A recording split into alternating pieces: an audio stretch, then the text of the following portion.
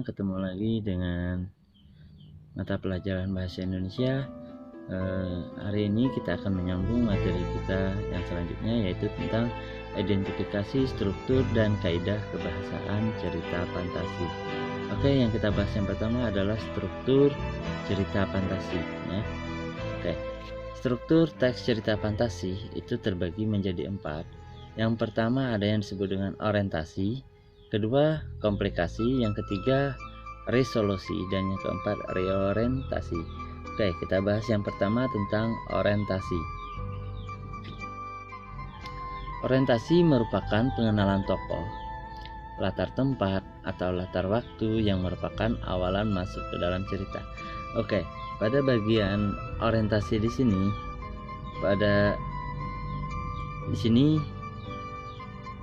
tokoh utama dikenalkan, misalnya bisa berupa nama ya. Yang kedua, latar tempat ya. Latar tempatnya itu misalnya di tengah hutan atau di pinggir danau ya. Kemudian ada latar waktu, misalnya pada suatu malam ya, pada pagi hari, itu merupakan bagian dari awalan masuk ke dalam cerita atau yang disebut dengan orientasi. Yang kedua ada yang namanya komplikasi ya. Komplikasi itu memuat permasalahan yang dihadapi tokoh utama. Jadi permasalahan muncul ya.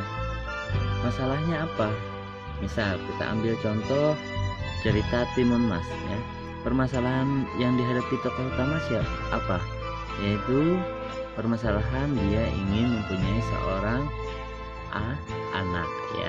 Oke, itu masalah utamanya ya.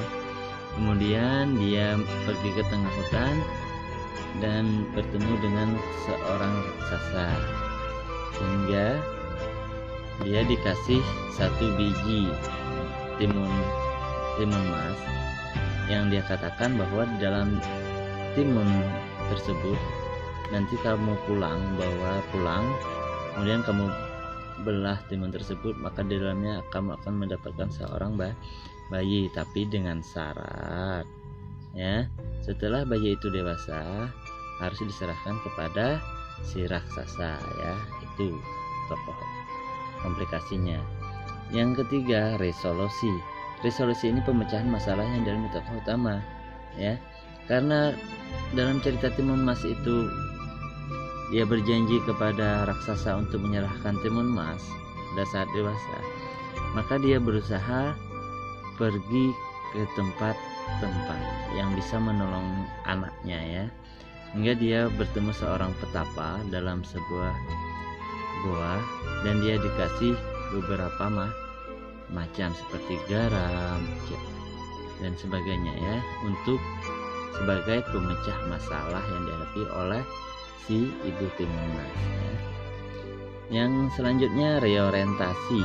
Ini penegasan ulang dalam cerita fantasi, biasanya berisi sikap, tindakan, perilaku, atau kondisi akhir tokoh atas peristiwa dalam cerita ya.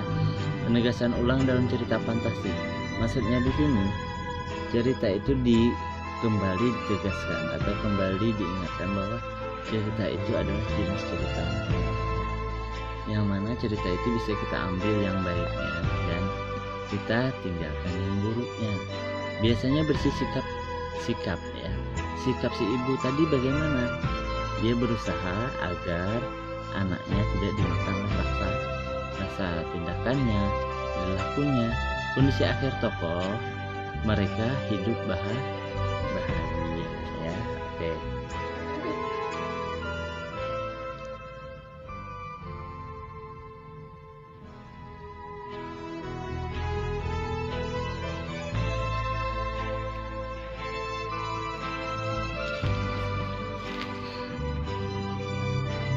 Oke, kita masuk ke sub menu selanjutnya, yaitu tentang kaidah kebahasaan teks cerita fantasi ya.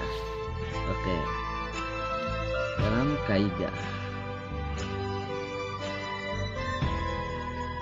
kaidah kebahasaan cerita fantasi, yang pertama ada yang disebut dengan repetisi ya. Repetisi itu yakni pengulangan kata, ya. Pengulangan kata kunci yang terdapat pada teks untuk mencapai efek tertentu dalam penyampaian makna ulang, ya. Contohnya seperti ini ya, anak. Contoh yang pertama, ia akan terus bekerja dan bekerja untuk melunasi hutang keluarganya. Jadi di situ ada kata bekerja, itu direpetisi ya, atau diulang-ulang untuk mencapai efek tertentu ya dalam makna ulangannya. Contoh yang kedua, ya. Aku akan selalu bersamamu dan akan terus selalu bersamamu di setiap kehidupan yang Tuhan ciptakan. Jadi kata yang repetisi tersebut adalah kata selalu bersamamu. Oke.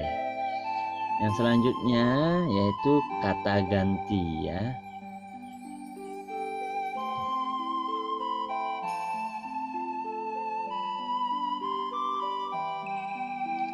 Oke. Kata ganti ini berfungsi sebagai kata yang berfungsi menggantikan orang, benda, atau sesuatu yang dibendakan, dipakai untuk menghindari pengulangan kata. Ya, oke. Kalau yang repetisi tadi kan kata intinya itu diulang. Kalau yang kata ganti ini agar kata yang sudah ada di depan itu bisa kita ganti, tidak mengulang lagi ya. Jadi kata ganti itu terbagi menjadi 3 ya. Yang pertama kata ganti orang pertama ya. Kata ganti orang pertama tunggal berarti sendiri. Aku, saya, itu saya berarti dia tunggal ya. Misalnya aku pergi ke pasar ya, saya pergi ke pasar. Kemudian jamaknya, jamak itu berarti lebih dari satu. Kami, kita ya, kami pergi ke pasar berarti dia ke pasar tidak sendirian ya. Oke. Yang kedua kata ganti orang kedua, ada yang tunggal, engkau, kamu. Engkau mau kemana, kamu pergi kemana, jamaknya kalian ya, kalian mau kemana. Oke. Yang selanjutnya kata ganti orang ketiga, ia, dia ya. Kalau dia tunggal, dia sendiri berarti ia, dia. Jadi kalau ada dalam teks tersebut ada kata ia, dia, berarti dia menggantikan orang ketiga dalam teks tersebut. Kemudian ada jamaknya itu mereka. Oke.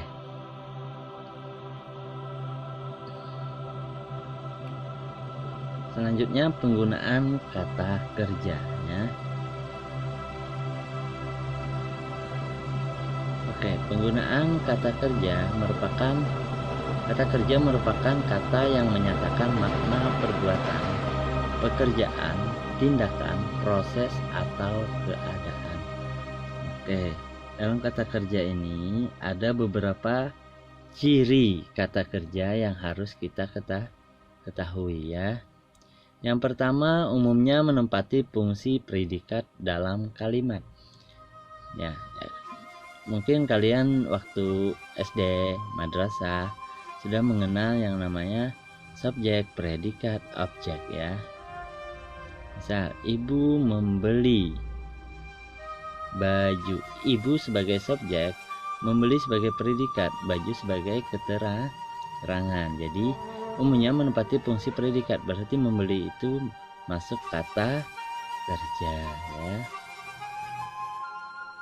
Yang kedua, dapat didahului kata keterangan akan, sedang, dan sudah ya. Misalnya boleh didahului kata ya. Oke.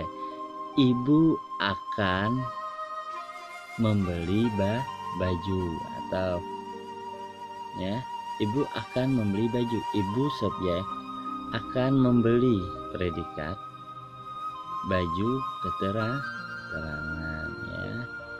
sedang, boleh ya, dan sudah. Dan selanjutnya dapat didahului kata ingkar tidak ya, dapat didahului kata ingkar tidak. Ibu tidak makan hari ini ya, ibu subjek, tidak makan. Tidak makan itu predikat. Hari ini keterangan waktu ya. Oke. Yang terakhir, yang selanjutnya dapat dipakai dalam kalimat perintah, khususnya yang bermakna perbuatan ya. Dapat dipakai dalam kalimat perintah, khususnya yang bermakna perbuatan. Ani membelikan ibu baju, itu perbuatan ya. Yang terakhir, tidak dapat didahului oleh kata paling ya. Jadi dalam kata kerja itu, kalau kalian memuat kata paling, berarti itu bukan kata kerja ya. Karena di sini cirinya sudah menyatakan tidak dapat didahului oleh kata paling. Oke. Baik, di sini kalau ada yang kurang paham, silahkan tanya ke Bapak lewat WA atau Telegram. Baik, di sini Bapak ucapkan terima kasih sudah menyimak materi kita hari ini. Bapak minta maaf apabila ada salah kata, hilaf kata. Billahi taufiq wal hidayah, wa ridha wal inayah. Assalamualaikum warahmatullahi wabarakatuh. Good luck anak-anak.